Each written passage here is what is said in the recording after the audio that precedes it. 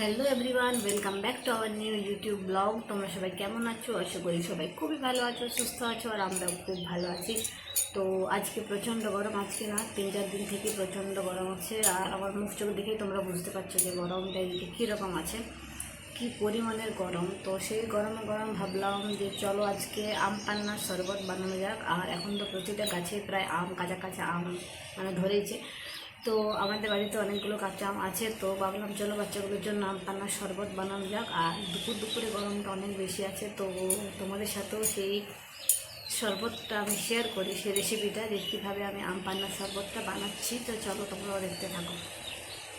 আছে সংস্কৃতি, তো সংস্কৃতি আমাকে বলছে মা আম পান্নার শরবত বানাও। আম পান্নার শরবত খাবি শোনা? আম পান্নার শরবত, এর মুখ চোখ দেখে বুঝতে পারছো গরমটা কী পরিমাণে আছে।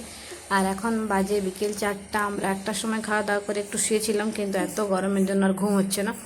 তো ভাবলাম চলো বাচ্চাগুলোর জন্য একটু ঠান্ডা ঠান্ডা কিছু বানানো যাক। ওদিকে আছে ধৃতি, তো চলো আগে বানাই রেসিপিটা। এদিকে আছে অনেকগুলো কাঁচা আম, এই দেখো এক বালতি কাঁচা আম আছে। তো কাঁচা আম আমি কাঁচা আম নিয়ে নিয়েছি। তো এদিকে 2টো কাঁচা আম নিয়ে নিয়েছি। আর দেখো আমের কালারগুলো দেখো কি সুন্দর লাগছে। তো প্রথমে সেটাকে আমি এখন পোড়াবো। এদিকে আমি গ্যাসটা অন করি আর আমটা পুড়তে দিই। এদিকে দিয়ে দেবো আমি একটা আম, আর এদিকেও একটা আম দিয়ে দেবো, যে তাড়াতাড়ি হবে। তো আমগুলো এখন পুড়তে থাকুক। তো আমগুলো এখন আমি পুড়তে দিয়েছি। আর এদিকে সংস্কৃতি আমার জন্য নিয়ে এসেছে একটা ফুল। এটা কি বলো, এটা সানফ্লাওয়ার ফুল নয়, কিন্তু এটা হচ্ছে অন্য কি একটা ফুল, ফুলটার নাম জানি না। এই ফুলটা আরও বড় হয়, আর এই ফুলটা এত বেশি পরিমাণে ধরে যে কিছু বলার নেই। যদি এর ডাল লাগানো হয় তো ডালটাতেও গাছ হয়ে যায়, এরকম টাইপের ফুলটা। তো ফুলটা এনেছে আমার জন্য, থ্যাংক ইউ।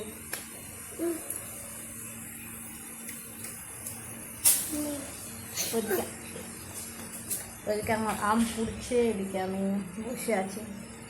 ভিতরে একদম থাকতে ইচ্ছা করছে না, একদম না, এত গরম। বাইরে তো গরম আছে, কিন্তু তাও ফুল ধরছে না আমার কানে।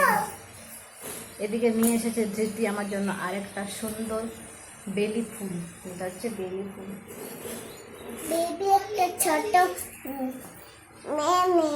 Thank you.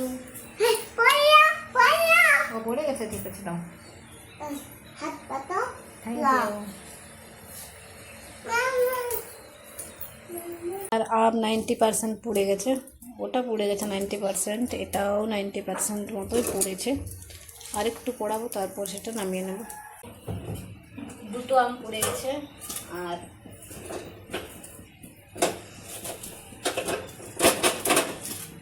দুটো আম পুড়ে গেছে। আর 2টা নিয়ে আসি, 4টা আমের আম পান্না বানাবো। নিয়ে এসেছি আমি আরও 2টো বড় বড় আম। তো চলো এগুলো পুড় দিই।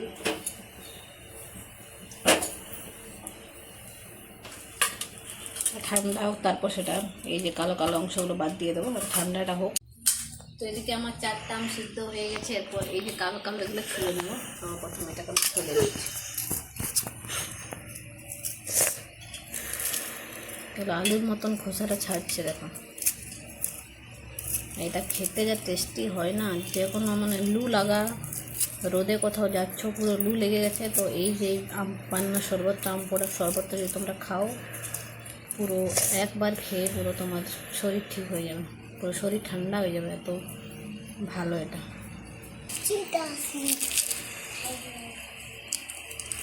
গরম আছে অনেক।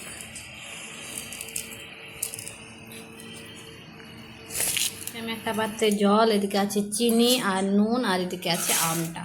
তো চলো আমগুলোকে আমি এটাতে খুব ভালোভাবে চটকে চটকে পুরো শ্বাসটা বের করে নিই।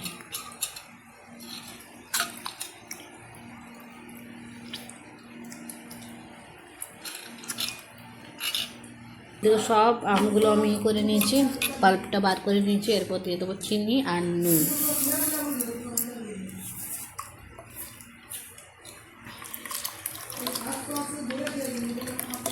রেডি আমার আম পান্নার শরবত। তো এই গ্লাসগুলোতে একটাতে সংস্কৃতিকে, একটাতে ধৃতিকে দিয়ে দিই।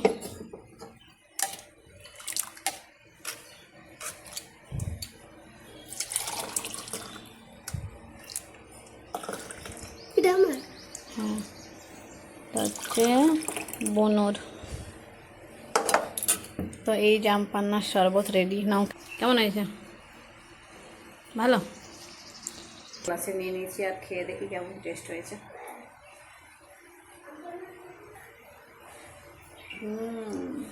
জাস্ট অসাধারণ, দারুণ।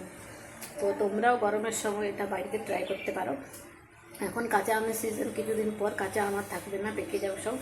তো সেই জন্য যতদিন কাঁচা আম আছে তোমরা এই রেসিপিটা ট্রাই করতে পারো। তো চলো সবাইকে টাটা।